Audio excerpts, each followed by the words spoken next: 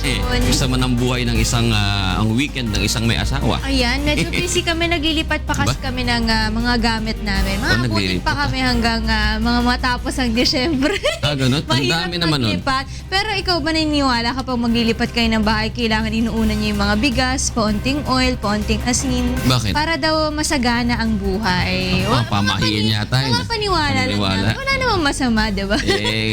Ang ano kasi dyan, yung tumitira kasi sa bahay ang pinagpapala, di ba? Oo. Dapat maayos ang pagkasama para pagpalain. At saka syempre hindi namin kinalimutan kahapon na magsimba ni Aya. No? Importante yun sa amin. Nasa Diyos dapat kami na sumisentro yung aming relasyon. Well, alam mo naman ngayon, dahil nakahanda ka na ba sa pakikipagbaka sa lansangan? Pakipagbaka sa lansangan. Oo.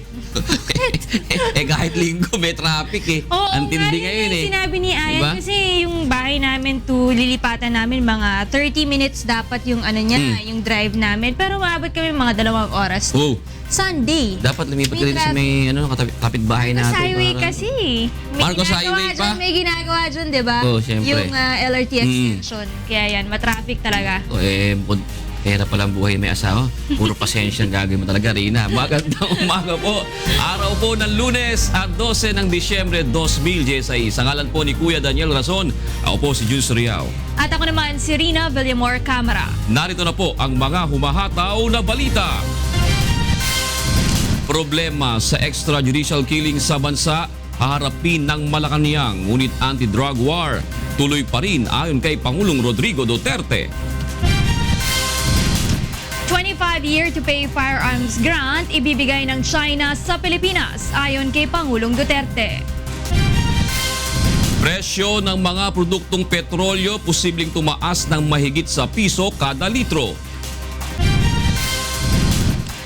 38 patay sa bomb attack sa Istanbul, Turkey. National Day of Mourning idineklara sa bansa.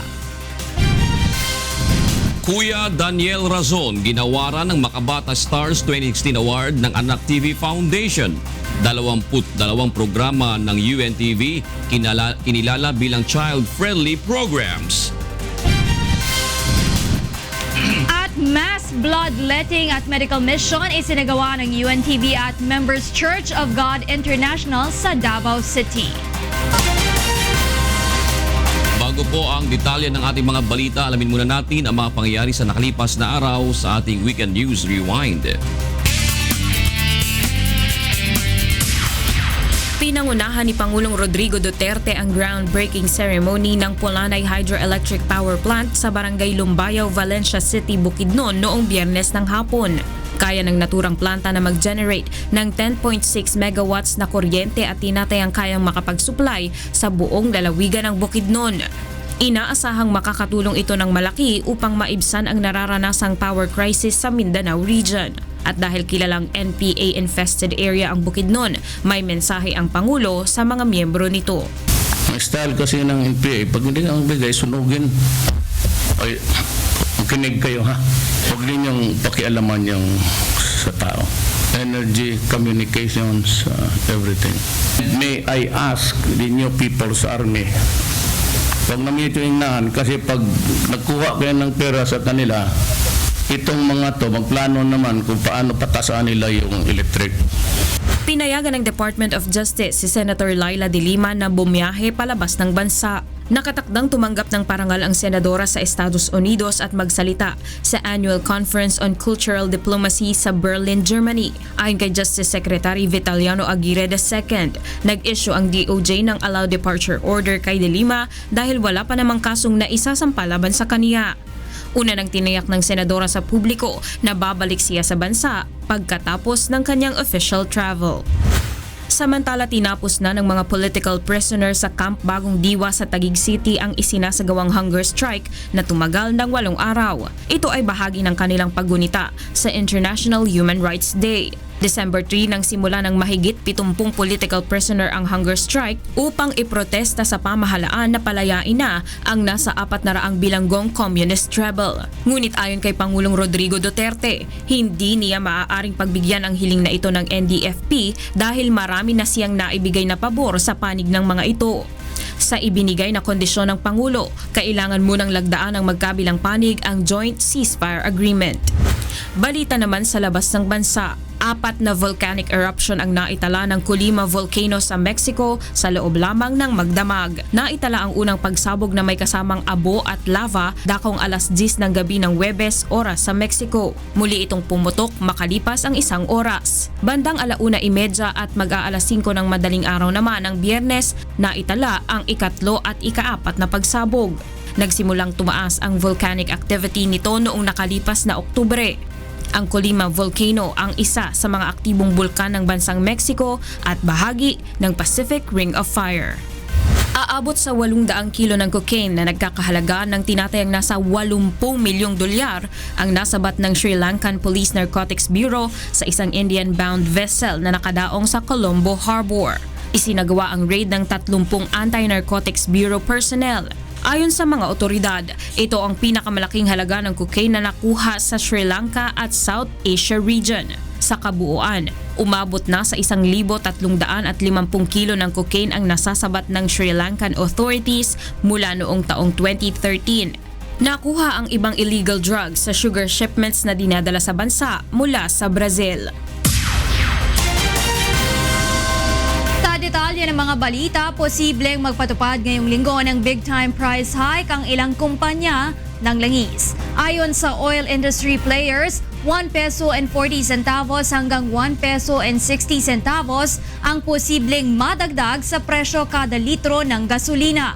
Piso at 30 sentimo hanggang piso at 40 sentimos sa diesel at 1 peso and 40 centavos hanggang 1 peso and 50 centavos naman sa kerosene. Samantala, nagsagawa ng kilos protesta ang ilang human rights advocate upang kundinahin ang tumataas na kaso ng extrajudicial killing sa bansa. Kaugnay ito ng paggunita ng International Human Rights Day nitong weekend. Narito ang hataw na balita ni Leslie Longbowen. Ilang grupo ng mga human rights activist ang nagsagawa ng programa. Dito ay tinuligsa ng mga ito ang umano'y paglabag sa karapatang pantao, partikular na sa issue ng extrajudicial killings. Ayon sa Amnesty International, ang pagtaas ng kaso ng mga napapatay dahil sa illegal drugs ay nakababahala na. If you see victims dying at the rate of 2 digits a day, that is not just cause for concern. That is appalling, that is frustrating, that is actually very, very dangerous. It just tells the whole world that the right to due process, the right to the rule of law is not respected in this country, and that is very concerning. Ayon naman sa human rights group na I Defend, kung nais talaga ni Pangulong Rodrigo Duterte na matigil ang drug addiction sa bansa, dapat nitong tutukan na mapababa ang antas ng kahirapan sa bansa dahil ito umano ang isa sa mga pangunahing dahilan kung bakit natututong gumamit ng ipinagbabawal na gamot ang mga Pilipino. Kung wawakasan ng kahirapan, kung ang kanyang political will ay gagamitin niya para doon, dahan-dahan na mawawala ang kriminalidad sa Pilipinas. Remember, the most impoverished countries also have the highest crime rates and drug dependency rates. So, kabuhayan, hindi kamatayan ang solusyon. Samantala, nakiisa rin ng Malacanang sa paggunita ng International Human Rights Day. Ayon kay Communications Assistant Secretary Mariba Naag, tiyak na hindi kukonsintihin ng pamahalaan ang mga paglabag sa karapatang pantao. Leslie Longbowen, UNTV News and Rescue, Philippines. Nakiisa rin ang ilang grupo ng mga human rights advocates sa iba't ibang panig ng Visayas region sa pagsasagawa ng mga protest rally kaugnay ng paggunita ng International Human Rights Day. Narito ang hataw na balita ni Lalaine Moreno. Mahigit 3,000 miyembro ng Karapatan Negros ang nagsagawa ng kilos protesta noong Sabado sa Bacolod Public Plaza upang ipanawagan kay Pangulong Duterte ang kalayaan ng 4 na political prisoners na mula sa isla ng Negros. Nabilanggo ang mga ito dahil sa kasong illegal possession of firearms and explosives. Ngunit ayon sa grupong Karapatan Negros, wala itong katotohanan. Ipinanawagan din ito ang hustisya para sa mga biktima ng human rights violations noong panahon ng Marcos regime. Aton hustisya sa tanan nga biktima sa US Marcos dictatorship, no, sa mga human rights violations nga ginkomiter sang martial law at tubtob sa subong upod na ang mga drug related killings kag free political prisoners. Samantala, sinabayan naman ng protest march ng mahigit 200 miyembro ng Sanlakas Cebu ang paggunita ng International Human Rights Day sa Cebu City. Number one issue karon sa atong administrasyon ang extrajudicial killings. Kini importante ni nga tukion sa atong gobyerno nga di mahunong na ang pagpamatay sa mga inosente ug muhimo og paagi ang atong administrasyon nga iyang i-review ang iyang palisiya. Nais ipakita ng grupo ang pagtutol sa sunod-sunod na patayan sa bansa na dulot umano ng war on drugs ng Duterte administration. Pagkatapos ng protest march, nagsagawa ng maikling programa at candle lighting ceremony ang grupo. Kasama ang Cebu News Team, Lalaine Moreno, UNTV News and Rescue, Negros Occidental. Nangako naman si Pangulong Rodrigo Duterte na harapin ito ang problema kaugnay ng umano'y pagtaas ng kaso ng extrajudicial killing sa bansa. Ngunit ayon sa Chief Executive, hindi ito nangangahulugan na ititigil ng pamahalaan ang kampanya laban sa iligal na droga. Dito sa drugs, balikan ko na lang. Patawarin na po ako ninyo. Talagang hindi ako pwedeng mawalaan ng momentum dito. I will address the problems of extrajudicial killing. It is not our job maniwala kayo. Even before the elections, please look back in the hands of time. And you would notice that marami na nagpatay-patayan. Umani ng negatibong reaksyon mula sa mga human rights group ang anti-drug war ng pamahalaan dahil sa patuloy nila na nadadagdagan ang bilang ng mga biktima ng extrajudicial killing sa bansa. Ayon sa tala ng PNP, umabot na sa mahigit 1,700 ang mga drug personality na napapatay sa mga lehitimong police operations.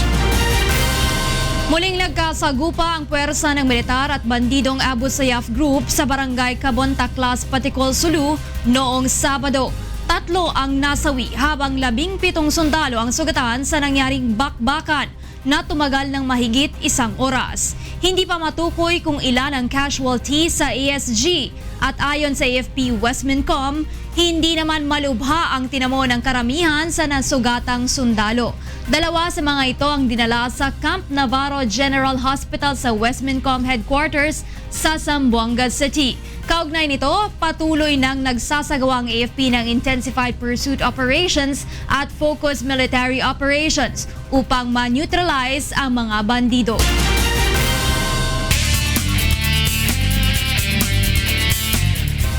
Limang sasakyan ang nagkabanggaan sa Pasay City kagabi. 5 ang nasugatan sa nasabing insidente. Para sa detalye, may hatol na balita si Maki Libradilla. Live. Yes, Maki. Yes, doon nagkarambola ang 5 sasakyan sa northbound lane ng Buendia Flyover sa Pasay City kagabi kung saan sugatan ang 3 sakay ng motorsiklo. Ayon sa traffic law enforcer sa lugar, napag-alamang mabilis umano ang takbo ng itim na Toyota Camry na may pitakang UPO 678 at inararo nito ang mga plant box sa Center Island. Sa lakas ng pagkakabangga ay napunta sa southbound lane ang Toyota Camry at doon din tinamaan ang isa pang sasakyan. Habang tinamaan naman ang nagliparang mga plant box sa iba pang sasakyan. Mabilis na isinugod sa ospital ang 3 biktimang sakay ng motorsiklo habang tumakas naman ang 4 na di pa kilalang lalaki na sakay umano ng Toyota Camry. Nagdulot naman ang halos 1 oras na pagbigat ng trapiko sa lugar dahil kinailangan pang tanggalin ang mga nakahambalang na sasakyan. Yung latest, balik sa YouTube. Maraming salamat, Maki Libradilla. Para naman sa mga balita sa labas ng bansa, narito ang ating kasamang si Monica Veralio.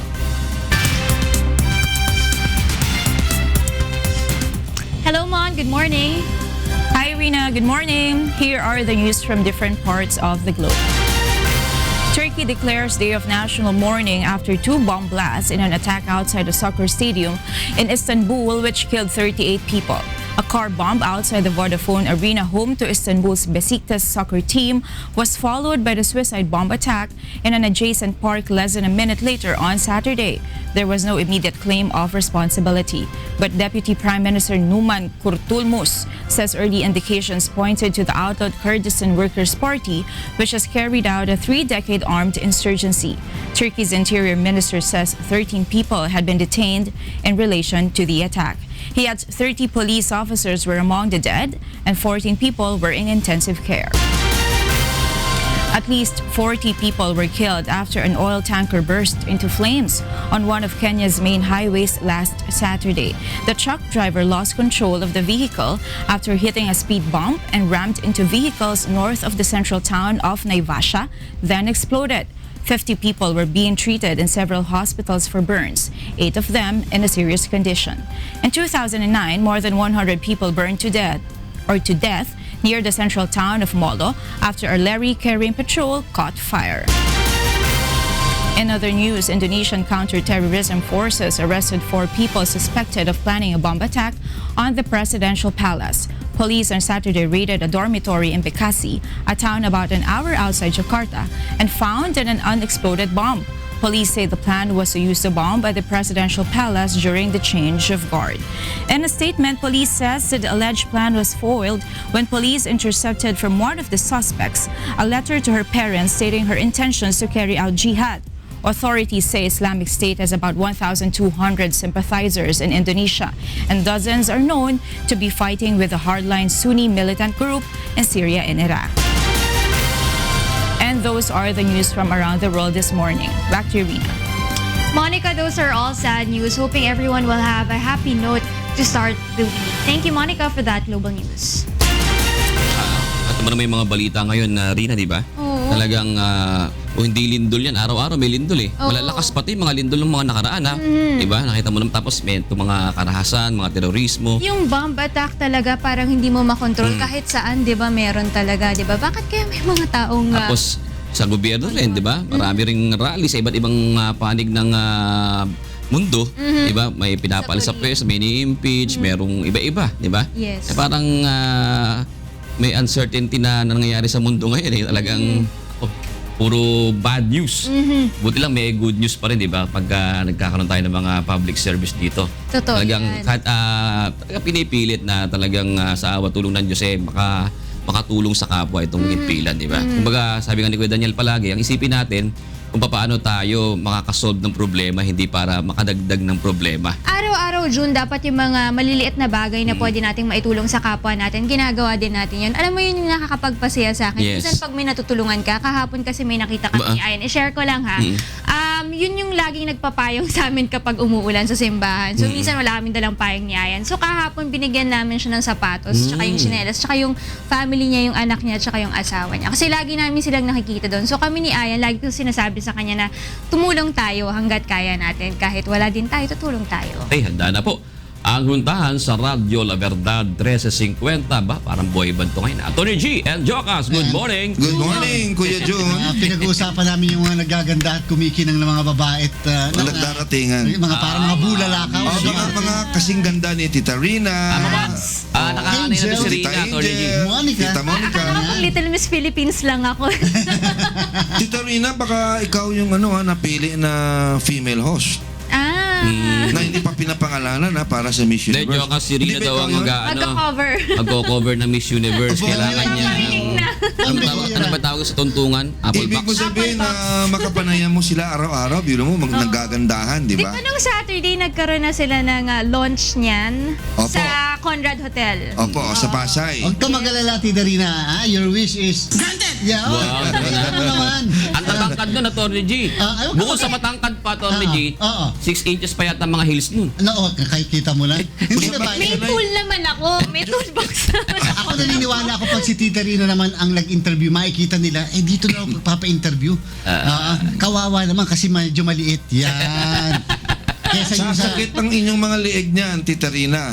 Sa basketball nga nakakasingit ako sa Yun. kanya. Yun ang sinasabi natin. Ano doon? Yun ang mga pang, yun ang mga pang At malakasan. saka talagang sila kay Rina, baw na baw sila kay Rina. Siyempre. Siyempre, maliit eh. Huwag yung ano, Tarina, that they will look down on you. And you will look up to them. Yes. Diba? Sige, at wala ngayong aming partner. Narito mga dapat abangan sa ikalawang paghataw ng mga balita. Pangulong Rodrigo Duterte nakatakdang bumisita sa Cambodia at Singapore ngayong linggo. 25-year to pay firearms grant ibibigay ng China sa Pilipinas ayon kay Pangulong Duterte. Mas mabigat na trapiko inaasahang magsisimula ngayong linggo dahil sa holiday rush. MMDA magpapatupad ng no day off, no absent policy sa mga traffic enforcer. At 3-time runner-up PNP responders tinalo ang defending champion AFP Cavaliers sa pagsisimula ng second round eliminations ng UNTV Cup Season 5. At yan ang mga dapat abangan sa ikalawang paghataw ng mga balita. Ako sa Tony George Aaron Garcia. At ako naman si Jose Castigador Jr. Sa ngalan po ng aming partner na si Beth Santiago. Magandang umaga. Balik sa iyo dyan, Kuya June at Rina. Maraming salamat at Tony G. Yan po ang unang paghataw ng mga balita ng araw po ng Lunes at 12 ng Disyembre 2016. La la la la.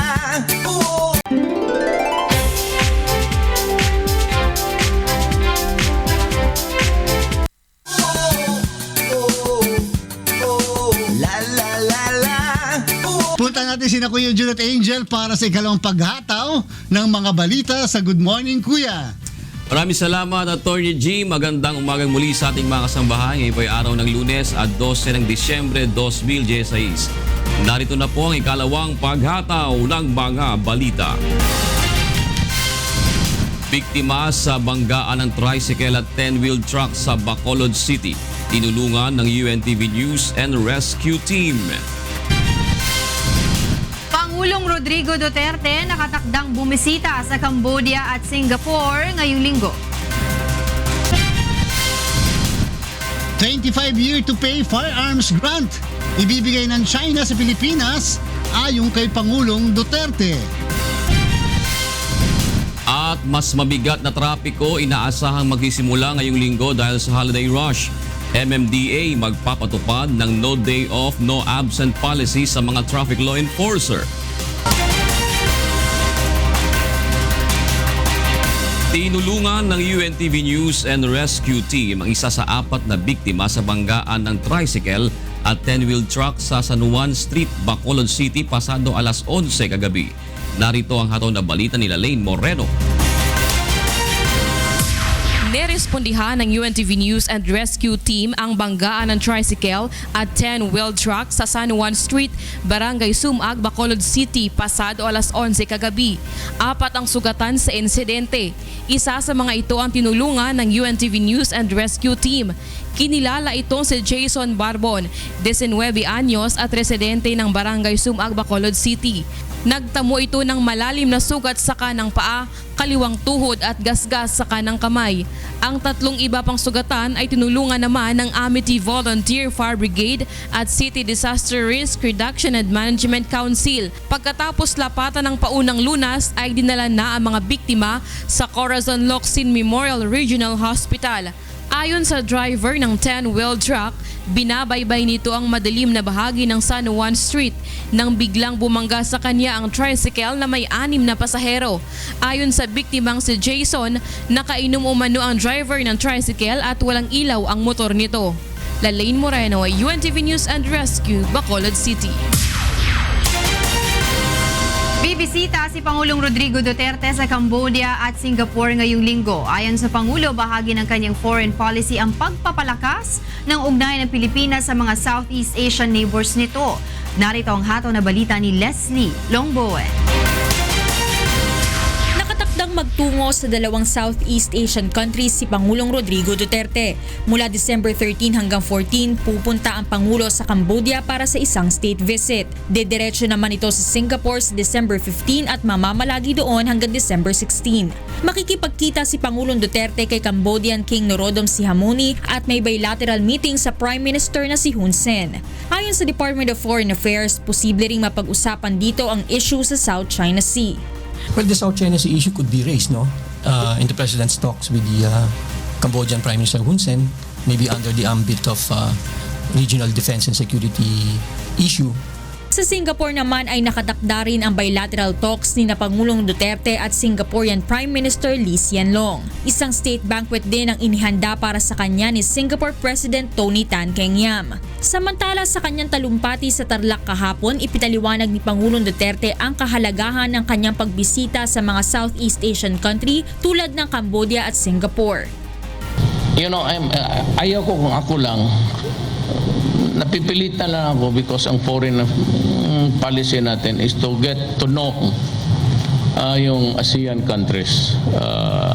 It would maybe someday work for our benefit because we have a cohesiveness at magkaisa tayo dito. The world is really a World One. Nagkakampo-kampo kasi it started with the EU. Mga Europeans gusto nila magkampo tapos limitado ka tayo dito, ganun. Una nang bumisita si Pangulong Duterte sa ibang bansa sa Southeast Asia tulad ng Indonesia, Malaysia, Thailand, Vietnam, Brunei at Laos. Leslie Longbowen, UNTV News and Rescue, Philippines.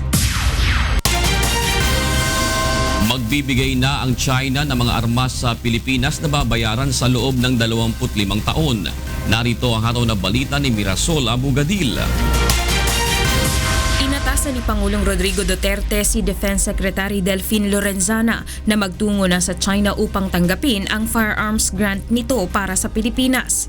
Ginawa ng Pangulo ang pahayag ng dumalaw ito sa Northern Luzon Command sa Camp Civiliano Aquino, San Miguel, Tarlac kahapon. Magkadakahiyaan na Nandiyan na yung armas, gusto nila ibigay. So it's really very easy for us. It be na pareho ang hindi na tayo kailangan maghihingi pa sa iba because they're willing to give it hindi naman free, but it's a grant actually. If it's a grant payable in 25 years, that is really practically giving. Wala namang detalyeng ibinigay ang Pangulo kung anong uri ng mga baril, gaano karami at magkano ang kabuoang halaga ang nakapaloob sa naturang arms deal. Ayon naman kay Defense Secretary Lorenzana, mag-uusap pa sila ng Chinese government hinggil dito. Matatanda ang una ng sinabi ni Pangulong Duterte na handa ang China na magbenta ng armas sa Pilipinas. Ito ay matapos na lumabas ang issue kaugnay ng umano'y planong pagharang ng isang US Senator sa pagbebenta ng Estados Unidos ng assault rifles sa Pilipinas. Dahil umano ito sa pagtaas ng kaso ng extrajudicial killing sa bansa at anti-drug war ng pamahalaan. Kasi niyayaya talaga tayo, pati ang China. China is open. Anything you want. Pinadalan pa akong brochure. Kaya sabi niya, mamili ka dyan, bigay namin. Mirasol Abugadil, UNTV News and Rescue, Philippines. Inaasahan ngayong linggo ang pagdami ng mga mamimili at namamasyal sa mga mall bunsod ng papalapit na holiday season. Kaya naman muling nagbabala ang Interagency Council for Traffic o IAC sa lalo pang pagbigat ng traffic sa EDSA at mga lansangan na malapit sa malls. Kaugnay nito ay pinaiiwasan na ng ahensya sa mga motorista ang ilang kalsada, kabilang na ang Rojas Boulevard, Osmeña Boulevard at A. Bonifacio na ruta ng malalaking delivery trucks. Pinaiiwasan na rin ng Divisoria area, Jose Abad Santos at Plaza Ruiz dahil sa pagdayo ng holiday shoppers. Mabigat na traffic rin ang maaaring maranasan sa area ng Blumentritt at Aurora Boulevard, V-Mapa, Extension at Ramon Magsaysay Boulevard dahil daanan ito ng mga sasakyan mula sa Quezon City at San Juan area. Payo ng IACT sa publiko na planuhing mabuti ang lakad at humanap ng mga alternatibong ruta upang makaiwas sa abala. Magpapatupad ng no day off, no absent policy ang Metro Manila Development Authority sa mga traffic enforcers nito simula sa December 21 hanggang 24. Kaugnay ito sa mas inaasahang lalo pang pagbigat ng trapiko dahil sa holiday rush. Ayon kay MMDA General Manager Tim Orbos na maglalagay din ng mga traffic enforcers sa ilang choke points sa EDSA gaya ng pagitan ng Timog at Ayala kung saan madalas mabigat ang daloy ng mga sasakyan. Binigyan rin ng anya ng direktiba ang mga traffic enforcer na maaari nilang sitahin ang mga motoristang lumalabag sa traffic rules sa kabila ng umiiral na no apprehension policy. Ngunit, hindi dapat anya ito makaabala sa trapiko. Normal pa ang bilang ng mga bakasyonistang nagtutungo sa mga bus stations sa Cubao upang umuwi sa mga probinsya para sa holiday. Alamin natin ang detalye mula sa Hatol na Balita ni Reynante Ponte live. Reynante, magandang umaga. Yes, good morning Attorney George at sa ating mga kasambahay. Hindi pa nga masyadong maraming pasahero ang nagtutungo sa mga bus terminal na uuwi sa kanilang mga probinsya para sa long holiday vacation ngayong buwan. Ayon sa dispatcher ng Victory Liner, matumal pa lang ang mga pasahero ang umuuwi sa mga lalawigan para sa mahabang bakasyon, ngunit inaasahan na magsisimula ang pagdami ng mga pasahero sa mga bus terminal sa susunod na linggo o sa December 23 hanggang December 24, gayon din sa December 29 to 31. Sa regular business ng kanilang terminal, mga bakasyonista pa lang papuntang Baguio, Olongapo, Dagupan, Lingayen, Alaminos at Bulinaw ang bumabiyahe, ngunit konti pa lamang ito. Maging sa Araneta Bus Terminal ay konti pa lang din ang pasahero na umuuwi naman sa Visayas at Bicol. Gayunpaman, Attorney George, nakahanda naman ang kanilang terminal sa pagdagsa ng mga pasahero sa susunod na mga araw. Maging ang kanilang security personnel ay nag-inspeksyon sa mga bagahe ng mga pasahero at mayroon din silang bomb and drug sniffing dog para masigurado ang seguridad ng mga pasahero. Samantala, hinikayat din ng ilang provincial bus firms sa mga pasahero na maagang bumili o magpabook ng ticket sa pampasaherong bus. Batay nga sa kanilang karanasan, mas marami ang mga pasahero na umuuwi sa kanilang lalawigan ngayong Disyembre kumpara sa ibang holiday sa bansa. Attorney George, mas mabuti na may ticket na ang mga ito para makaiwas sa mahabang pila sa pagkuha ng ticket at maiwasan ang madelayed dahil sa trapiko. Yan muna ang update mula dito sa Bus Terminal Cubao. Balik sa iyo, Attorney George. Maraming salamat, Reynante Ponte, live na nag-report mula sa Quezon City. Samantala, inilipat na sa Northern Mindanao Region si Police Chief Inspector Jovi Espinido mula sa kanyang dating posisyon bilang hepe ng Albuera Leyte Police. Ang transfer order na pinirmahan ni PNP Chief Director General Ronald De La Rosa ay epektibo simula pa noong December 8. Magugunit ang sinabi ng self-confessed drug dealer na si Kerwin Espinosa na si Espinido umano ang nagpakilala sa kanya kay Senador Laila de Lima. Sinabi naman ng dating Albuera Chief na nakahanda siyang humarap sa investigasyon matapos maisangkot ang kanyang pangalan sa illegal drug trade. Para naman sa mga balita sa labas ng bansa, narito ang ating kasamang si Rina Villamor. Kamara. Good morning, Reen. Hi, Angel. Good morning. Here are the latest news from different parts of the world. Death toll in the collapsed church incident in Uyo, capital of Saudi's Nigeria's Akwa Ibom state, has risen beyond 100. The official number of casualties from Saturday's incident is yet to be announced by the police and security agencies. The state government declared December 11 and 12 as days of mourning for the victims in Uyo. The governor has ordered the immediate arrest of the contractor that handled construction of the collapsed church. Meanwhile, winter storm has interrupted travel in parts of the U.S. over the weekend, prompting authorities to shut down some major highways and cancel some flights. More than 150 flights in and out of Chicago's O'Hare and Midway airports were canceled as a cold front moves in. Chicago is expected to receive at least 6 inches of snow today. In Oregon, major sections of Interstate 84 were closed. Trucks and tractor trailers were backed up for miles due to slick and icy conditions along the highway. The arrival of colder temperatures on Saturday across much of America is just the beginning of what meteorologists predict to be an unusual frigid December. In other news, China launches a weather satellite from Sichuan province, marking an upgrade of China's meteorological satellites in geostationary orbit. The Fengyun 4 satellite is the first of China's second-generation weather satellites in the geostationary orbit. The satellite will make high time, spatial, and spectral resolution observations of the atmosphere, clouds, and space environment of China and surrounding regions. This would significantly improve capabilities of weather and climate forecasts. Previously, China had successfully launched 14 weather satellites, with 7 still in the orbit. And those are the latest news from around the world at this hour. Back to you, Angel. Thank you, Rina.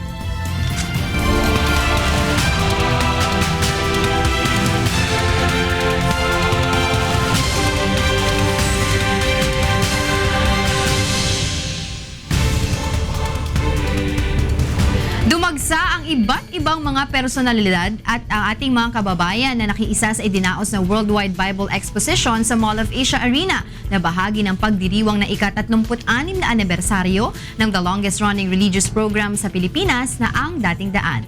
Narito ang hataw na balita ni Jo Anan.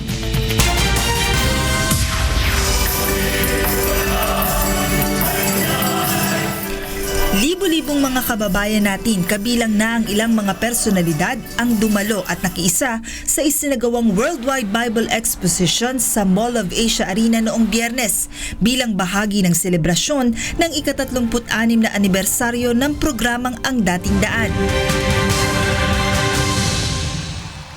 Dito nabigyan ng pagkakataon ang ilan sa ating mga kababayan na makapagtanong ng mga bagay ukol sa kanilang pananampalataya sa pamamagitan ng pagsagot mula sa mga talata ng Biblia ng itinuturing na the only sensible preacher of our time, si Brother Eli Soriano.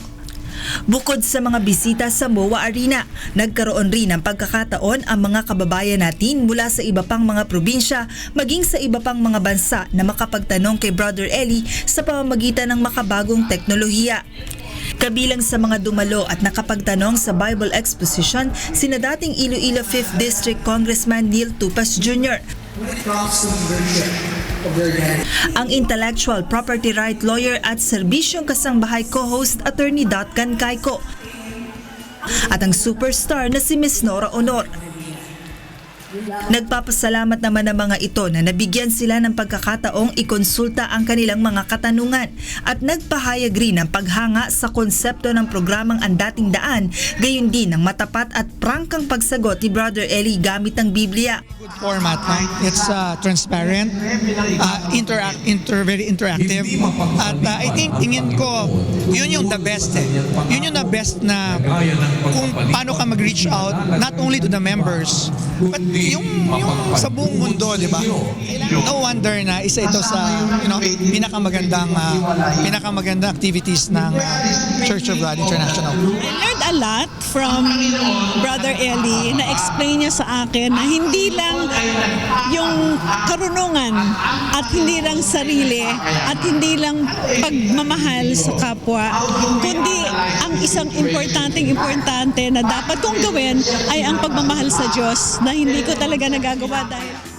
Halimbawa, ang isang tanong nagre-require ng isang frank answer, isang definite answer, hindi pwedeng i-generalize. I have to use definite answers, not answering the question in a general manner.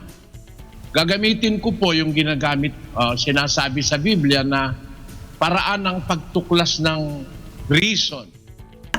Para naman sa superstar na si Miss Nora Honor, malaki ang kaibahan ng programang Ang Dating Daan kung ihahambing sa iba pang mga religious program na mapapanood at mapapakinggan sa radyo at telebisyon sa kasalukuyan.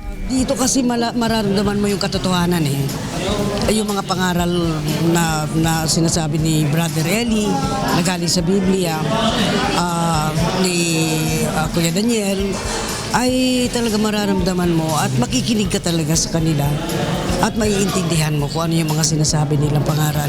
Lubos namang pinasalamatan ng pangunahing katuwang ni Brother Eli sa pagpapalaganap ng salita ng Diyos na si Kuya Daniel Razon ang lahat ng mga naging bahagi sa matagumpay na pagsasahimpapawid ng programa sa loob ng 36 na taon at umaasa na sa awa at tulong ng Diyos ay patuloy itong magsisilbing instrumento upang ipalaganap ang kabutihan at kadakilaan ng Diyos sa mga tao. Una po ang ating pagpapasalamat sa Panginoon na umabot tayo ng 36 na taon sa pagsasahimpapawid.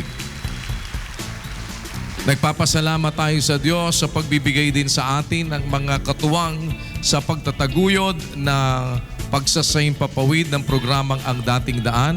Joan Nano, UNTV News and Rescue, Pasay City. Muli, babati muna ako. Yes. Congratulations and of course, happy anniversary pa rin sa programang Ang Dating Daan. 36 years sa longest running TV religious program. Ang gaganda ng mga tanong. Ang tanong lang ni Atty. Dad, maganda yung tanong na yun. Oo, maganda yung tanong. Mga ganun. Tapos si Congressman Neil Tupas, ba?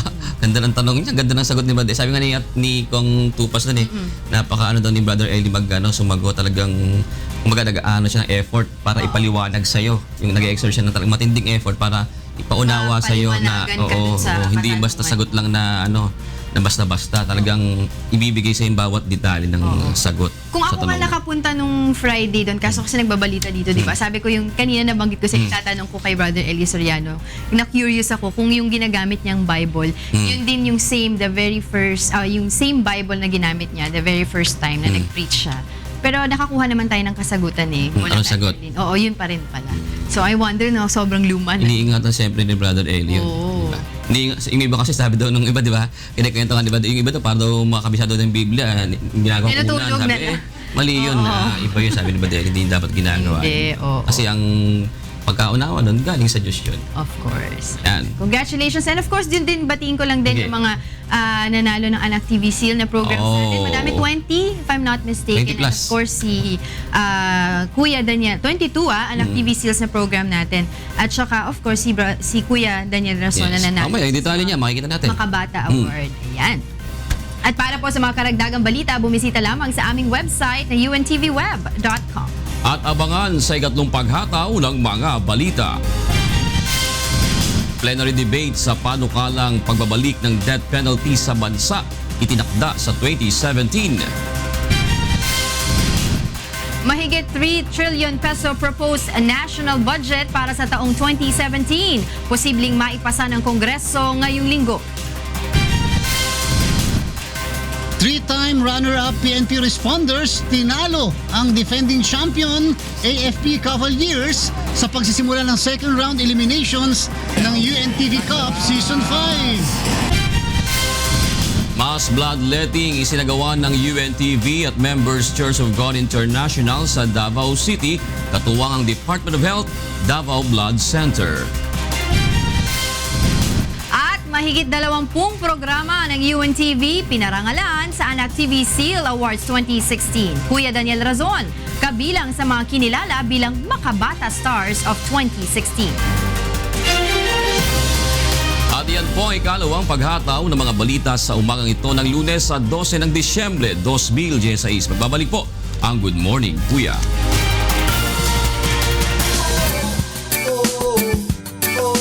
La la la la.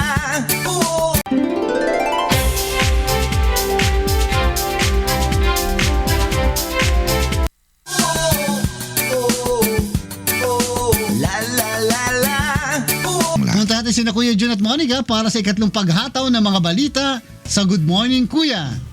Maraming salamat at Tony G at magandang umaga po muli sa ating mga sambahay. Araw po ng Lunes, December 12, 2016.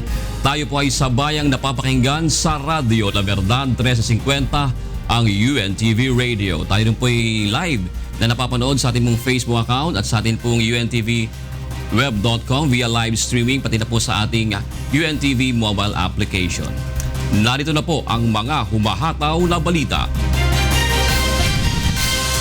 Plenary debate sa panukalang pagbabalik ng death penalty sa bansa itinakda sa 2017.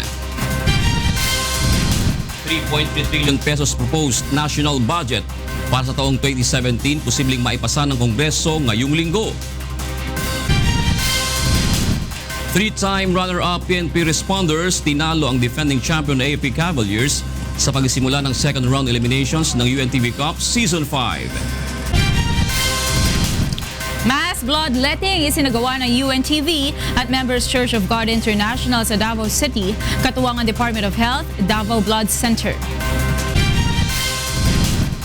At mahigit 20 programa ng UNTV pinarangalan sa Anak TV Seal Awards. Kuya Daniel Razon, kabilang sa mga kinilala bilang Makabata Stars of 2016. Sa detalye po ng mga balita ay pinagpaliban ng mababang kapulungan ng Kongreso ang plenary debate kaugnay sa panukalang pagbabalik ng death penalty sa bansa sa susunod na taon. Pumasa ito sa House Committee level noong nakaraang Miyerkules at nakatakdasan ng pagdebatihan ngayong linggo. Ayon kay House Deputy Speaker Capiz Representative Fredanil Castro, minabuti nilang gawin ang deliberasyon sa priority legislative measure ni Pangulong Rodrigo Duterte upang makapaghanda sa pagdepensa dito sa plenaryo. Si Congressman Castro ang isa sa mga principal author ng House Bill No. 1 na nagpapabalik sa death penalty bilang capital punishment sa mga heinous crime na nakasaad sa revised penal code. Kabilang dito ang treason, qualified piracy, qualified bribery, parricide, murder, infanticide, rape, kidnapping, at serious detention, robbery, arson at plunder. Posible namang maipasa na ng Kongreso ang proposed 3.3 trillion pesos national budget ngayong linggo.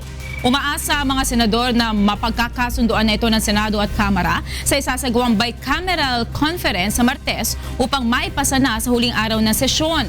Nakatakdang mag-adjourn ng Kongreso sa Miyerkules, December 14 at muling babalik sa January 15 ng susunod na taon.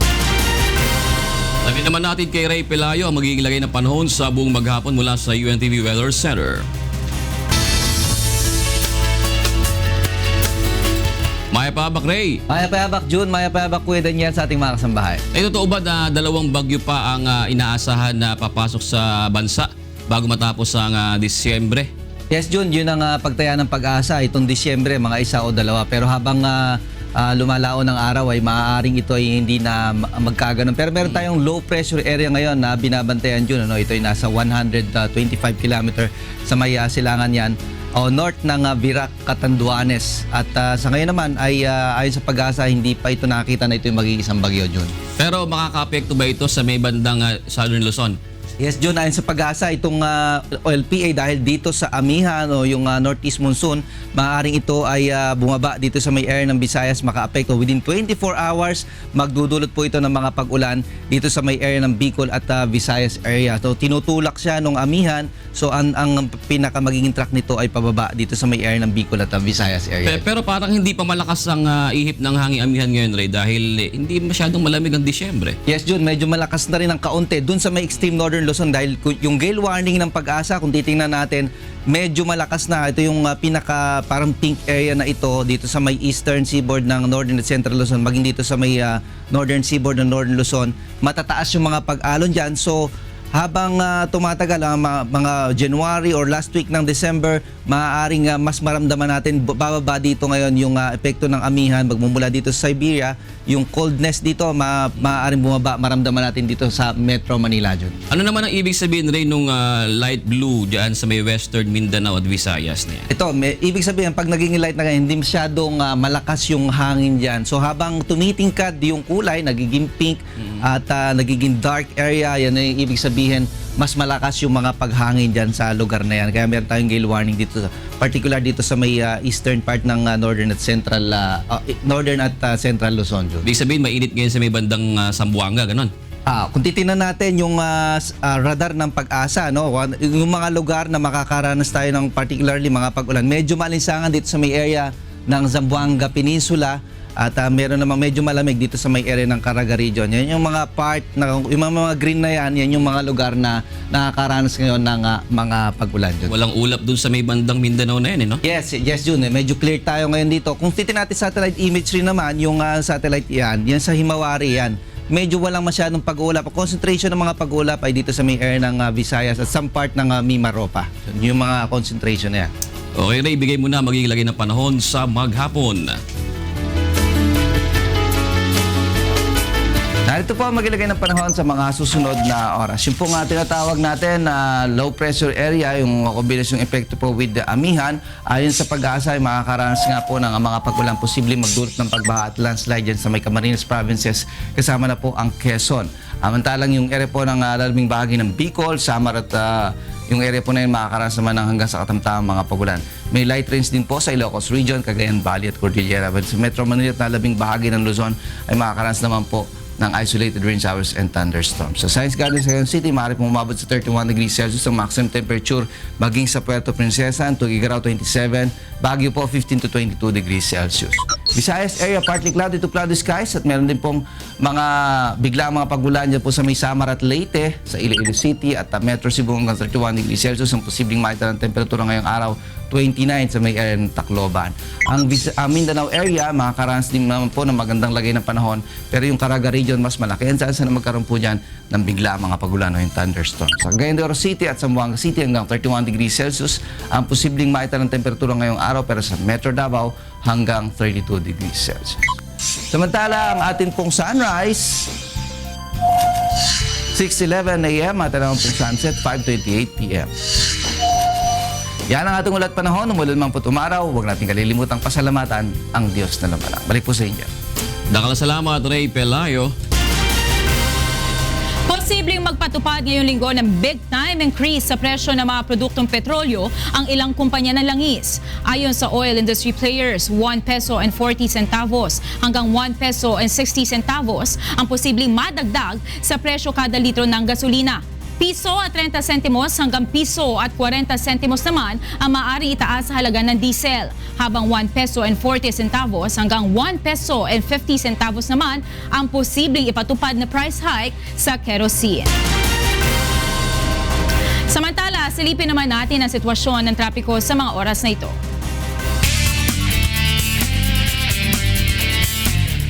Unahin na po natin ang kahabaan ng EDSA, partikular po dyan sa may Guadalupe. Yung mga manggagaling po sa Guadalupe at papunta sa Shaw Boulevard, asahan nyo po na medyo unti-unti na po nagkakaroon ng build-up, moderate na ang sitwasyon ng trapiko. Samantalang sa mga manggagaling naman ng Orense at papunta ng Ayala, magbaon na po kayo ng mahaba-habang pasensya dahil heavy na po ang sitwasyon ng traffic. Sa mga tatahak naman po ng Commonwealth Avenue, partikular dyan po sa may Techno Hub, sa mga papunta po sa Tandang Sora, unti-unti na rin pong bumabagal ang takbo ng mga sasakyan, moderate na po ang sitwasyon ng traffic. Samantalang doon naman po sa kabilang lane, doon naman po sa mga papunta sa Philcoa, ay magiging mabilis pa po ang inyong paglalakbay, light pa po ang sitwasyon ng trapiko. Silipin din po natin ang kahabaan ng Recto Avenue dyan po sa lungsod ng Maynila. Sa mga papunta po ng Divisoria, wala pa po kayong magiging problema sa mga oras na ito. Samantalang doon naman po sa mga papunta sa Ligarda ay unti-unti na rin pong bumabagal, nagkakaroon na po ng build-up, nagiging moderate na po ang takbo ng mga sasakyan.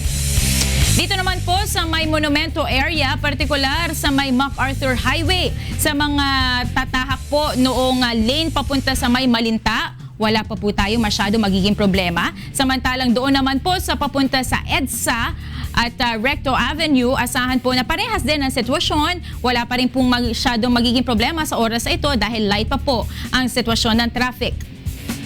Dito naman po sa kahabaan ng Pasig sa may C5 E. Rodriguez, sa mga manggagaling po ng Libis at papunta ng Makati. Nakikita nyo naman po sa inyong screen ay halos talagang bumabagal na po ang takbo ng mga sasakyan. Heavy na po ang sitwasyon ng traffic. Samantalang doon sa kabilang lane naman po, doon sa mga manggagaling ng Makati at papunta naman sa Libis ay kabaliktaran naman ng sitwasyon dahil wala pa pong masyadong problema sa mga oras na ito. At yan po muna ang ating latest traffic update. Mga balitang prom din naman po ang ihatid sa atin ni Victor Cosare. Maayong buntag, Victor. Maayong buntag June, maayong buntag kang Kuya Daniel. Aniya ang detalye sa atong mga balitang Promdi. Likon hodog kapin sa 20% ang crime rate sa probinsya sa Iloilo karong tuiga. Sumala pa sa Iloilo Provincial Police, dako og gikatabang niini ang kampanya sa gobyerno batok sa illegal nga droga. Si Vincent Arboleda alang sa detalye.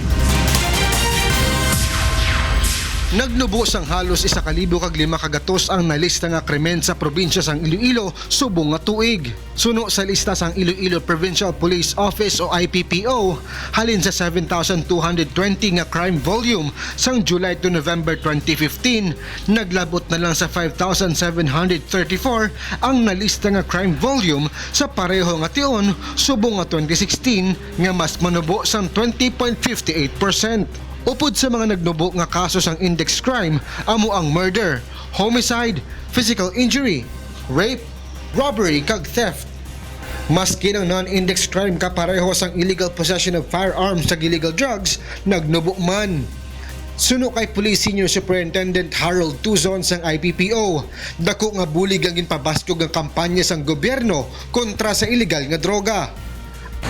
The reduction of index crimes may be attributed largely to the campaign against illegal drugs, particularly the substantial decrease of robbery and theft, which are considered predicate crimes of illegal drug abuse.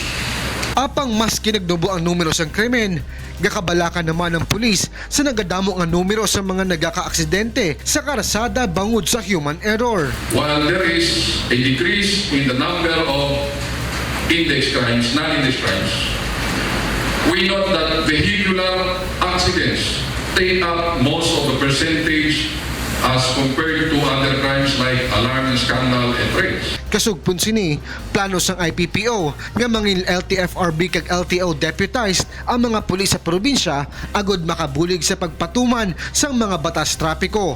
Pinaagi sa dugang nga numero, ginalauman nga mabuhinan ang numero sang mga aksidente sa karsada. Vincent Arboleda, UNTV Balita kag Pagtabang, Iloilo. Nasulayan kung unsa kaandam ang mga barangay rescue teams sa Cabanatuan City pinaagi sa pinakaunang Water Search and Rescue Olympics nga gipatigayon sa Dakbayan. Ang dugang detalye gikan kang Grace Doctolero. Sa nga 13 nga pabarangay tinainayon kadag iti sigod nga accredited community volunteers iti naarambid nga Olimpiada ti panagbirok ken panangalaw iti syudad ti Cabanatuan, Nueva Ecija. Daytoy ti kanayon nga mapapektaran tunggal at dalayos no sumrek ti bagyo ken kalamidad kas ti panakalayos ti probinsya. Rescuers kasi alam niyo naman ang Cabanatuan, palagi kami binabaha. Out of the 13 clustering ng rescuers namin, nagkaroon sila ng isang team na tinrain from basic life support, first aid, swift water rescue, boat handling, at isa ito sa training nila. Isu nga iti kauna-unaan nga Olimpiada ti panangalaw iti syudad ti Cabanatuan. Napadas ti kabailan dagiti manangalaw iti nadumadu mga barangay no kasano da umakto no adda pagpigadan. Tunggal grupo adaan 7 a miyembro nga nangipakita ti kabailan da iti 4 agasut nga metro nga paglulumbaan ti bangka. Yung pag-gas rescue ay una pa lang ay intact na yung grupo namin at talagang kami ay nagre-responde na rin sa iba't ibang barangay dito sa Cabanatuan. Ganun din po sa ibang bayan. And I think this is one way to address this, yung mag-conduct tayo ng training sa volunteer barangay, yung mga taga-barangay na gustong maging makatulong sa local government kapag mga panahon ng baha. Kabayatan na paset matlaang daytoy ti panagsagana ti syudad. Iti pan nakapaset dati regional competition nga maaramid kagitnaan ti bulan. Nga panagselebrar iti National Disaster Consciousness iti sumaruno at awen. Ti kauna-unaan nga Olimpiada ti panagbirok ken panangalaw ijay danom ket inornos. Ti opisina ti syudad amang iman manihar iti pan nakaibaba ti risgo ti pagpigadan nga katulong na ti gobyerno ti lokal ken dagiti nadumado mga ahensya kas kuma ti PNP, BFP ken daduma pay nga rescue units. Grace Doctolero, UNTV, Damdamag ken Panangalaw, Baguio City. Sa laing balita, nakighiusa ang mga bird enthusiasts sa 7th Ibong Dayo Festival sa Balanga City, Bataan aron masaksihan ang libo-libo ka mga migratory birds nga miduaw sa lungsod. Ani ang balita ni Joshua Antonio. Taon-taon ay dinarayo ng mga turista, partikular na ang mga birdwatchers sa Balanga City upang makisa sa Ibon Dayo Festival. Layo ng pagdiriwang na maprotektahan at maingatan ang mga migratory birds kabilang na ang kanilang tirahan. Kabilang ang syudad ng Balanga sa 13 official birdwatching sites sa Pilipinas.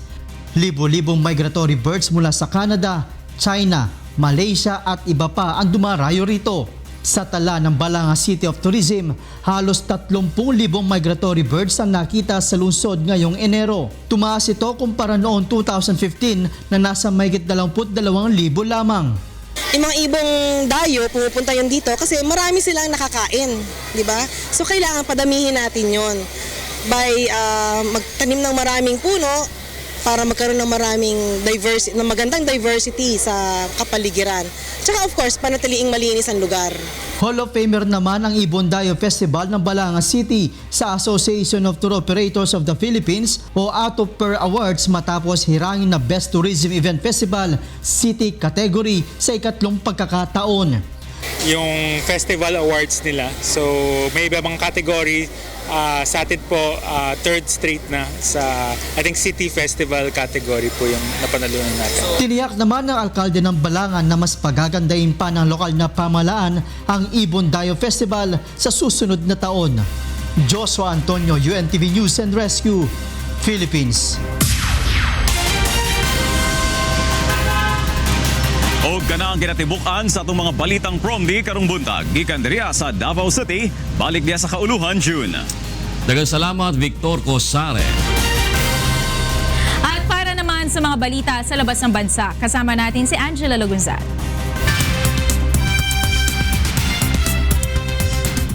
Hi, Angel. Hi, Monica, and thank you. And for news abroad, Dreamworld theme park on Australia's Gold Coast resumed its operation after a horror accident that claimed 4 lives. Nina Bascon has the news. The famous Dreamworld theme park in Gold Coast, Australia has reopened over the weekend after it has been forced to shut its business due to tragic accident that led to the death of 4 people. Dreamworld theme park has resumed operations of some of its main attractions on Saturday and Sunday with a special charity event of Open Hearts, Open Doors. This is 6 weeks after the tragic death of 4 people. Avid fans of the park supported the said reopening. Designed for fun. Even the people who are part of the tragedy, they came here for fun, and I think it should be done in their legacy, but also for everybody else. Hopefully it'll get back to, and not forget, but just moving on and enjoying life. You got to keep going. Because it's a really good family park. We love the institution. Dreamworld is the best Gold Coast theme park on the coast.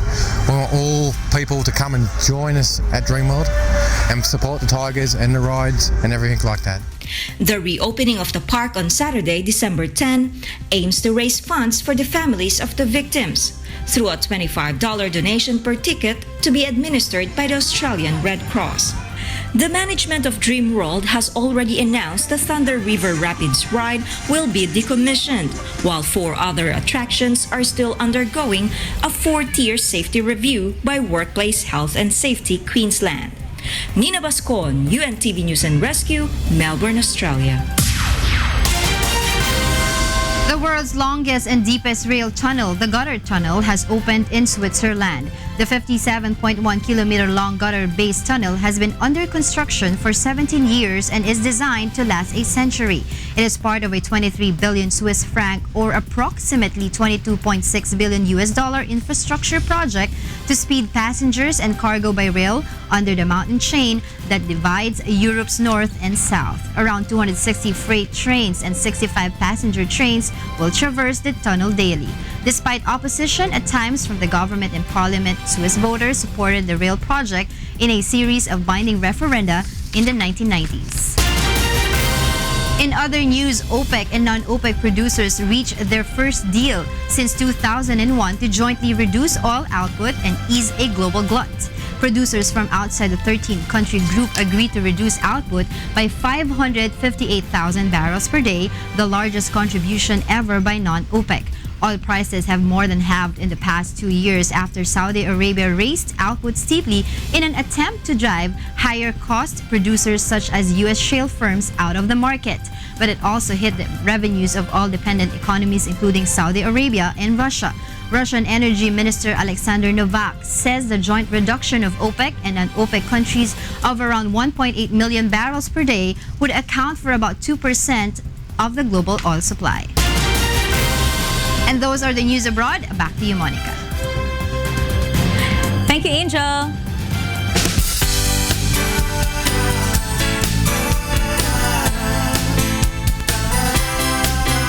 Tuloy-tuloy pa rin po ang pag-arangkada ng ating public service sa EDSA sa pamamagitan ng ating libreng sakay sa bus. Melvin.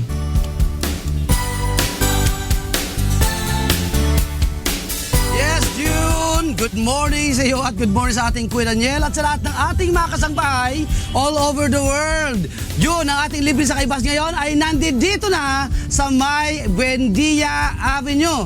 Malapit tayo dito sa may bandang Harrison na kung saan tayo ay papunta na ng Ayala, na kung saan iatid natin ang maraming sakay natin ngayon na magbabaan dyan sa area po na yan dahil karamihan ng sakay natin dyan ngayon ay mga nagtatrabaho dyan sa Ayala Center. At meron din tayo mga naisakay ngayon June na mga estudyante ng Arellano, yung mababawa naman dito sa may bandang LRT Buendia, kung saan sila ay papasok pa lang ngayon. Tamang-tama, bago sila pumasok ng trabaho ng eskwela kanina, ay naabangan nila itong ating libre sa kaibasa kung saan itong si Bunso ay nakapagpandesal pa, nakapagkape pa, na naisab natin kanina sa ating mga pasahero. Ang bilang natin, June, na ating napaglingkuran na ngayon, ay meron ng kabuang bilang na 158 na mga pasahero. Mula pa yan kanina, dyan sa Monumento area, going to Baclaran Coastal at Baclaran Coastal hanggang dito sa ating kinalulugaran ngayon sa may bandang Buendia, Harrison. Inaasahan natin na yung bilang na yan dyan ay mararagdagan pa dahil marami pa po tayong inaasahang maisasakay dahil nandito pa lamang tayo sa may bandang Buendia. Dyan sa may bandang Ayala, dyan sa may bandang Pasong Tamudyon, usually marami tayong mga pasahero na isasakay na mga biyahe namang papunta dyan sa may bandang Boni Avenue, sa may bandang Crossing, Ibabaw, at sa may bandang Ortigas para sila naman ay maitid natin sa kanilang mga pagpasok sa kanilang mga trabaho. Ito ay itid sa atin siyempre ng UNTV Channel 37 ng programang Good Morning Kuya ni Kuya Daniel Razon at ng programang Ang Dating Daan ni Brother Eli Soriano sa kanilang advocacy na ang paggawa ng mabuti ay hindi magbubunga ng masama. Yan ang aking update muna June. Balik sa inyo dyan sa studio. Maraming salamat, Melvin Arbo. Sinuportahan ng mga Dabawenyo ang isinagawang blood donation activity ng Members Church of God International o MCGI katuwangan Davao Blood Center. Maliban sa bloodletting, nagsagawa rin ang grupo ng libreng medical at dental mission para sa mga kababayan natin sa Davao City bilang bahagi ng pagdiriwang ng ika-36 na anibersaryo ng programang Dating Daan. Narito ang hataw na balita ni Aileen Taclob. Sa apat na pagkakataon, magkatuwang muli ang Members Church of God International at ang Department of Health Davao Blood Center sa pagsasagawa ng mass bloodletting activities sa Davao City. Halos 100 mga kababayan natin sa lungsod ang sumuporta rito at nag-donate ng dugo. Maliban sa mga Dabawenyo, hindi rin naging hadlang ang pagiging ibang lahi at wika ng isang Brazilian citizen upang makiisa sa blood donation activity. This is my first experience here in Philippines in our Church of God International and our donation, blood donation. This is nice for... Ang pagsasagawa ng mass bloodletting ay isa sa matagal ng advokasya ni na Brother Eli Soriano at Mr. Public Service Kuya Daniel Razon na naging inspirasyon naman ng ating mga kababayan sa Davao City. First time ko po ngayon na mag-donate ng blood dito po sa through MCGI and UNTV. And based on my experience, it's a fulfilling Tapos isang malaking bagay, it's an opportunity to do good, which is a advocacy na laging itinuturo ni Brad Eli, ni Brad Daniel, na yung paggawa ng mabuti ay hindi magbubunga ng masama. Ayon sa Department of Health, mas maigi na maintindihan ng mga kababayan natin ang halaga ng pagdodonate ng dugo at ang mga health benefit na dulot nito. Sa kasalukuyan, tinatayang mas marami ang nangangailangan ng dugo kaysa sa mga nagbibigay. Kaya naman, hinihikayat ng DOH Blood Center ang ating mga kababayan na makibahagi sa programang ito ng pamahalaan katuwang ang grupo ng Ang Dating Daan at UNTV. Pasalamat big dako sa UNTV tungod sa ilahang dakong pagsuporta sa blood donation program wherein they have been doing this 4 times in a year, I think. So dako ito siyang tabang. So dako kaming pasalamat sa UNTV o sa inyong MCGI sa kanunay pagsuporta sa blood program diri sa region and even in other. Maliban sa mass bloodletting activity, nagsagawa rin itong Sabado ng medical at dental mission ng UNTV at MCGI sa Davao City kung saan umabot sa halos 100 kababayan natin ang napaglingkuran. Ang mga serbisyo publikong ito ay bahagi pa rin ng pagdiriwang ng ika-36 na anibersaryo ng longest running religious program na Ang Dating Daan. Aileen Taclob para sa Serbisyong Kasangbahay. Dumako naman tayo sa ating balitang sports kasama si Rina Villamor Camara.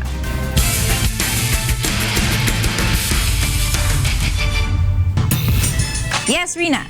Hi Mon, good morning. Simulan na kahapon ang second round eliminations ng ating UNTV Cup Season 5. Sa unang game, tinalo ng 2-time champion Judiciary Magis ang BFP Firefighters.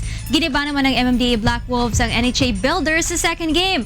At sa huling laro, tinalo ng 3-time runner-up PNP Responders ang defending champions na AFP Cavaliers. Narito ang hataw na balita ni Bernard Dadis.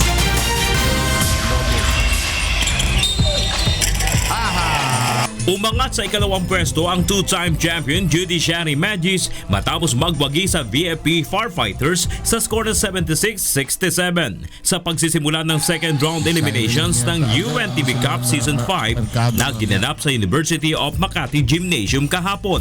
Mayroon ng 6 na panalo at 1 talo ang Judiciary, sunod lamang sa BOC na may malinis na 6 na panalo. Muling hinirang na best player of the game si Chester Tolomia na kumolekta ng 25 points, 7 rebounds, 2 assist at 1 steal. Tila nasayang naman ang double-double figures ni Kurt Amores na may 15 points, 11 rebounds at Gilbert Malabanan na may 14 points at 10 rebounds para sa Firefighters. All of you. Giniba naman ng mabangis na opensa ng MMDA Black Wolves ang NHA Builders sa score na 87-79 sa Game 2. Nagtulong sina Jeffrey Sanders na may 13 points, 11 rebounds, 7 assists at tig 2 steals at blocks at saka si Maximo Gitap na may 16 points at 5 rebounds kaya tinanghal na best players of the game. Nag-ambag naman ang nagbabalik ng big man ng MMDA na si Cyril Santiago ng 23 points at 3 rebounds na hindi nakapaglaro sa huli nilang laban noong nakaraang linggo dahil sa trangkaso. May combined 48 points naman si Alvin Bitog at Marvin Mercado para sa NHA. Nalaglag sa ilalim na pwesto ang NHA na may 3-4 win-loss record.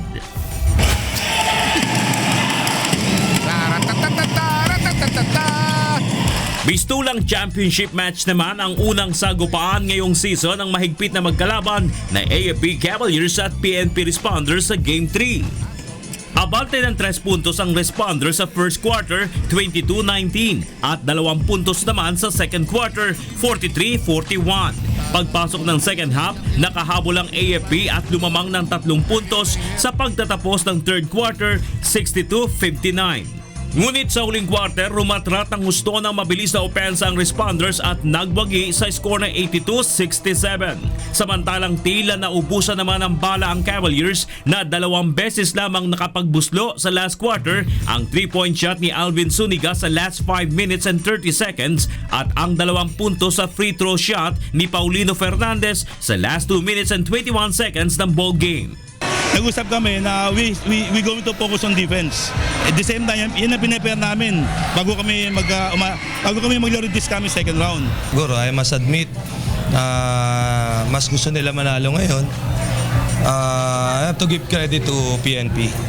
Tinanghal na best player of the game si Julius Criste na tumikada ng 22 points at tig 2 rebounds at steals. Dahil dito umangat sa 5-2 win-loss record ng PNP samantalang may 4 na panalo at 3 talo naman ang AFP, kaagapay ng MMDA at BFP. Bernard Dadis para sa UNTV Cup Season 5. Monica, this Sunday ang ating last game of the year, December 18. Magkita-kita tayo sa University of Makati Gymnasium. Ang ating triple header dyan ay pangunahan ng PNP Responders kontra sa BFP Firefighters. Second game, ang BOC Transformers kontra naman sa MMDA Black Wolves. At ang ating third game, ang Judiciary Magis kontra sa Malacanang Kamao. Monica, God willing nga ay January 8 pagbalik natin, no? Pupunta naman tayo sa Alonte sa Laguna para doon maglaro ng UNTV Cup Games. At yan muna ang latest sa ating sports, Monica. Parang malalakas yung mga teams na maglalaban, Rina. Yes, so magkakadikit sila ng team standing, especially itong 4 na to, Malacanang, BFP, BOC at Judiciary, pati na rin ang PNP humahabol dito. Oo, magandang laban yan. Maraming salamat, Rina Villamor Camara.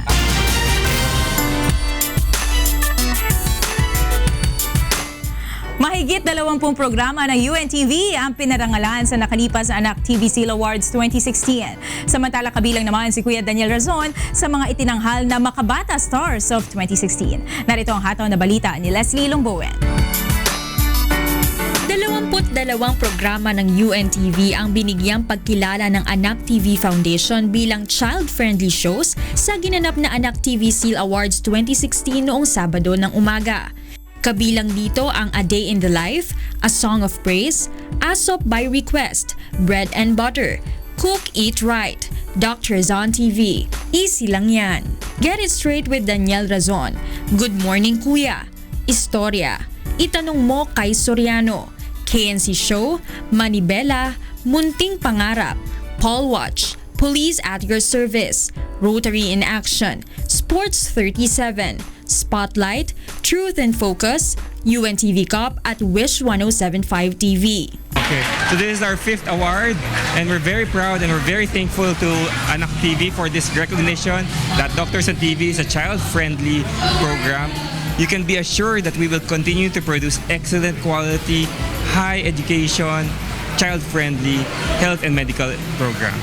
Kasi pag ganitong mga award na ang pinagmulan yung mga bata, nakakataba ng puso kasi hindi ganun kadali na pabilibin yung bata normally ang pulis ginagamit na panakot sa bata, but now yung bata ang naging judge sa amin dun sa ginagawa namin sa TV at natutuwa sila dun sa ginagawa namin. Sobrang saya po, overwhelming kasi hindi namin in-expect to. Nagulat lang kami na in-inform kami na may award kami. Sobrang nakaka-overwhelm lang kasi we were just having fun while we were shooting this and it obviously translated to everyone who was watching. Siyempre, unang-una nagpapasalamat kami sa Diyos dahil dahil sa Kanya, hindi naman kami makakuha ng ganito na kinakasangkapan din ng Anak TV para makita nila ang programang KNC Show na talagang nagtuturo ng programang pambata. Di naman dahil sa ability namin kaya kami nagkaroon ng Anak TV Award, kundi dahil din po sa tulong ng Diyos. Kabilang naman si Kuya Daniel Razon sa mga personalidad na kinilala bilang Makabata Stars of 2016. Ang Makabata Award ay isang parangal na iginagawad sa mga individual na nakapagbibigay ng magandang halimbawa sa mga kabataan. Ito na ang ikalawang pagkakataon na binigyan ng ganitong pagkilala si Kuya Daniel. Una itong nakatanggap ng naturang pagkilala noong 2014. Ang Anak TV Foundation ay isang local advocacy organization na nagtataguyod ng media literacy, partikular na sa telebisyon at nagsusulong ng child-sensitive, family-friendly television sa Pilipinas. Ito rin ang nag-iisang award-giving body sa bansa na nagbibigay pagkilala sa mga programa sa telebisyon na nagtataglay ng mabubuting aral at impormasyon na dapat maibahagi sa mga bata. Formal itong binuo noong taong 1997. Leslie Longbowen, UNTV News and Rescue, Philippines. Inilunsad na ng UNTV ang kauna-unahan at natatanging advocacy TV channel sa bansa kung saan mapapanood ang mga programang angkop sa mga bata. Narito ang hatol na balita ni Mirasol Abugadil. Magsisimula na ang operasyon ng kauna-unahang channel na nauukol sa mga bata. Ang Kids Nation Channel o KNC na hango sa konsepto ni Mr. Public Service Kuya Daniel Razon ay ang natatanging advocacy TV channel sa bansa kung saan mapapanood ang iba't ibang mga programa na angkop at tiyak na kapupulutan ng aral at karunungan ng mga bata. Kabilang dito ang Kids Craft at Batang Artistic na mga programang lilinang sa pagiging malikhain ng mga paslit. Ang programang Laro Tayo na magtuturo sa mga bata na maging aktibo sa sports o ibang outdoor activities. May news program din na Around the World at Little Chef program na magtuturo naman ng basic cooking skills sa mga bata. Matututo naman ang mga bata sa science and technology subjects sa Kids Lab. Tampok rin dito ang kauna-unahang Preschool on Air, isang reality TV show na magpapakita sa aktual na senaryo sa isang classroom kung saan mayroong guro at mga preschooler. Layo nitong mahikayat ang mga manonood na nasa preschool age na lumahok sa mga isasagawang aktibidad sa patnubay ng kanilang magulang o ng nakatatanda kahit nasa loob lamang ng kanilang bahay. Nagpapasalamat kami kay Kuya Daniel dahil nung kami po ay nag-courtesy call at sinasabi namin yung concern namin na wawala na po ang mga programa ng mga pambata. Agad-agad, it's really the work of the Holy Spirit, sabi niya. I-dedicate ko, mag-create ako isang cable channel para sa mga bata. Ang Kids Nation Channel ay nasa ilalim ng pamamahala ng UNTV na aktibong miyembro ng Anak TV. Uukupahin ng KNC Digital Station ang UNTV2 sa mga digital TV set. Mirasol Abugadil, UNTV News and Rescue, Quezon City. Para sa iba pang umahataw na balita, bumisita lamang po sa aming website, ang untvweb.com. At yan po ang mga umahataw na balitang araw po ng Lunes, December 12, 2016. Sa ngalan po ni Kuya Daniel Razon, ako po si Jus Riao. Ako po si Monica Veralio. Susunod na po ang programang Bawal ang Pikon, Get It Straight with Daniel Razon.